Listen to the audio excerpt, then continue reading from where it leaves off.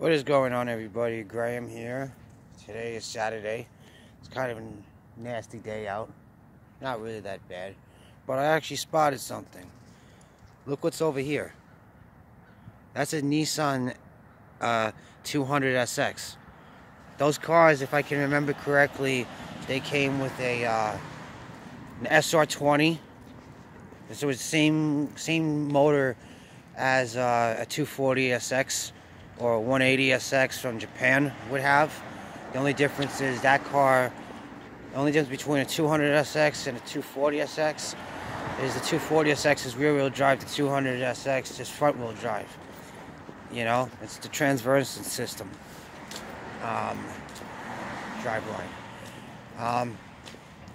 But anyways, I want to do a little bit of a story time of my life. I was born in 1988. In my childhood, I had a good childhood. I was raised by some good parents. They weren't my original parents because I was adopted at birth because my mother was not able to have kids. I don't know why, and I don't want to get into it. Then in 1993, I lost all my grandparents. First was my grandfather, my dad's father, then my mom's mother, then my dad's mother. So that's when I was about 5 years old that happened. Then in 2000, when I was 11 and a half years old, I got hit by a car and cracked the back of my head open. I ended up getting learning disabilities. So I ended up having to go to special ed. I wasn't in regular ed anymore. I used to be a merit honor roll student, A pluses and everything, except for language arts. Then in the summer of 2000, it was in July, my mom passed away, and everything there changed after that. Nothing was the same how it was after that. Because basically my father didn't care, you know? He would be like, oh, just like he'd be like, here's $20 and get out of my face. You know, go to the park, go do something. Like, and the thing is, after my mother passed away, my father turned into a hoarder. So he wouldn't throw anything out, so he was basically filling the house up with garbage and shit, you know?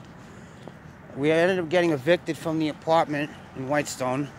We ended up moving into my grandmother's house, because we still had it. And the same thing happened there. But it was worse, because everything from the apartment went there, and there was still stuff in the house from my grandparents. So, that was another pain in the neck. You know, it was embarrassing to bring friends over, you know. Then, what happened was, in 2006, when I was 17 years old, I started hanging out with the older crowd, you know? Drinking, smoking weed in the park, you know? It wasn't an everyday thing. It was like on Friday night, Saturday. And I ended up meeting this guy named Blinky. And he basically was homeless. He came from Florida up here and to meet a girl, and he needed a place to stay, so he used to live in my dad's backyard in a tent. So then he left. He randomly popped up once on Thanksgiving of 2006.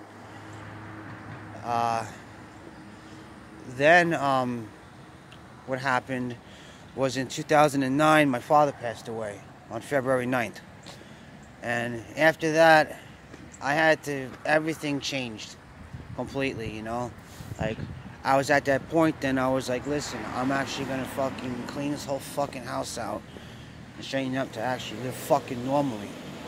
But now what I didn't know, and I found out within about 6 months after I put the house into my name when I was 20 and a half years old, I found out there was a lien on the house because my father was getting tickets from Environmental Protection and Sanitation Department because of all the garbage. Because I would put garbage from inside the house outside to put out for trash, and then my dad would put it in the backyard. You know, and you know, it was annoying. So I ended up having the house for about a year and a half, and then I was forced to sell it because there was power of attorney.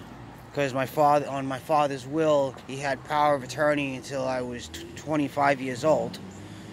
So what happened was the lawyer made me forcefully sell the fucking house. Then he put me into a fucking an apartment in College Point in Queens, and I only lived there for a year. You know, it was basically a year, exactly a year. And my best friend that I had, Mikey, he was like my little brother. He was my little brother. I'm still best friend. I got a call on June 24th, 2011, and the call I got was completely horrifying. I found out that my best friend / little brother, he committed suicide. He put a 22 in his mouth and shot his brainstem out. After that, I snapped. I completely fucking snapped. You know, I broke everything in the fucking house. I destroyed the apartment, you know. And then I ended up moving in with my ex-girlfriend at the time. And it wasn't a good year for me. But I wanted to try and keep this video short. There is going to be a part 2 very soon, but I wanted to put a video up for today. So remember, like, comment, subscribe, and I'll see you in the next one.